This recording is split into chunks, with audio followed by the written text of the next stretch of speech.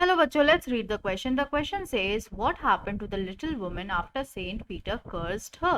So जब Saint Peter उस women को कर्स कर देते, श्राप देते थे, तब उनका क्या होता है, उस लिटिल वुमेन का क्या होता है, और what was the effect of Saint Peter's curse on the Little Women, और जो सेंट पीटर जो कर्स देते, श्राप देते, उसका क्या असर होता है उस लिटिल वुमेन पे।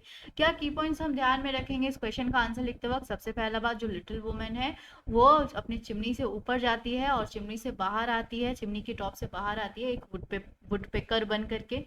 देन उनका जो स्कारलेट कैप है, उनका जो रेड कैप है ना, वो बदल जाता है बर्ड के रेड प्लूम्स में, जो कि बर्ड का जो ऊपरी हिस्सा होता है, सर के ऊपर का हिस्सा होता है, प्लूम्स की तरह बन जाता है वो। और जो उनका क्लोथ होता है वो जल जाता है और बन जाता है वुड पेकर का बॉडी।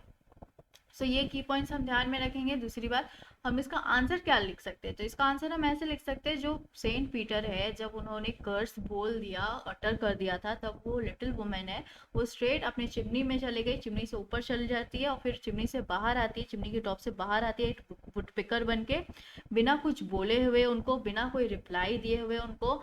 और जो उनका स्कारलेट, उनका जो रेड कलर का कैप रहता है उस वुमेन का, वो बदल जाता है बर्ड के रेड प्लूम्स में, मतलब जो ऊपरी हिस्सा होता है बर्ड का, उसमें। और जो उनका क्लोथ रहता है, उस लिटिल वुमेन का जो क्लोथ रहता है, वो चिमनी में जब वो अंदर जाती है उस दौरान जल जाता है और बन जाता है वुडपेकर का ब्लैक बॉडी।